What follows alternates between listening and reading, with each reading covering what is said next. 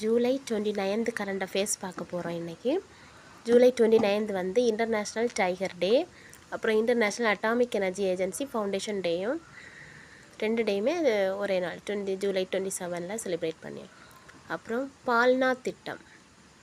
பால்னா திட்டம் அப்படின்னா என்னென்னா, இந்தியா முழுவதும் குழந்தை பராமரிப்பை வந்து வலுப்படுத்துவதற்காக பணிபுரியும் தாய்மார்களுக்கு விரிவுபடுத்தப்படுகிற இந்த திட்டம். இந்த திட்டம் வந்து ஃபஸ்ட்டாக தொடங்கினது எப்போன்னா 2022 ஏப்ரல் 1ஆம் தேதி வந்து தொடங்கியிருக்காங்க.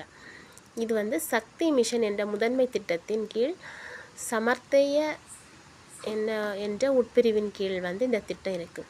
அப்புறம் இதில் யார் பயன்பெறியான்னா 6 மாதம் முதல் 6 வயது வரையிலான குழந்தைகள் வந்து பகல் நேரத்தில் பராமரிப்பு சேவைகள் செய்வதற்காக இந்த பால்னா திட்டம் தொடங்கியிருக்காங்க. அதாவது வேலைக்கு போகும் தாய்மார்கள் வந்து குழந்தைகளை பற்றி கவலைப்படாமல் வேலை பார்க்குறதுக்காக இந்த திட்டம் கொண்டு வந்திருக்காங்க. பகல் நேரத்தில் அந்த பிள்ளைங்களுக்கு வந்து பராமரிப்பு, அதாவது நல்ல சத்தான சாப்பாடு கொடுக்கறது, நல்ல கவனமாக பார்க்குறது, அந்த மாதிரிப்பட்ட சேவைகள் வழங்குவதற்காக இந்த திட்டம் தொடங்கியிருக்காங்க.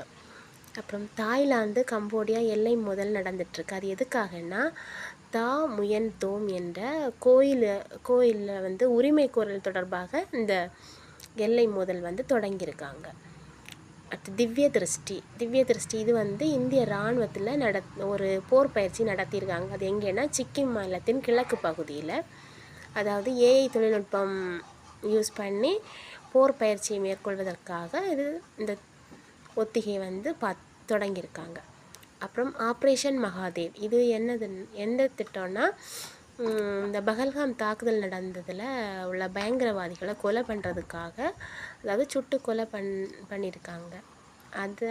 அந்த திட்டத்தோட பேர் தான் ஆப்ரேஷன் மகாதேவ். அப்புறம் செஸ் போட்டி நடந்திருக்கு ஜார்ஜியாவில், மகளிர் உலகக்கோப்பை. இதில் வந்து இந்தியாவை சேர்ந்த திவ்யா தேஷ்முக் வந்து வின் பண்ணியிருக்காங்க. அதாவது இவங்க 88வது கிராண்ட் மாஸ்டர் பட்டத்தை வாங்கியிருக்காங்க. For more videos subscribe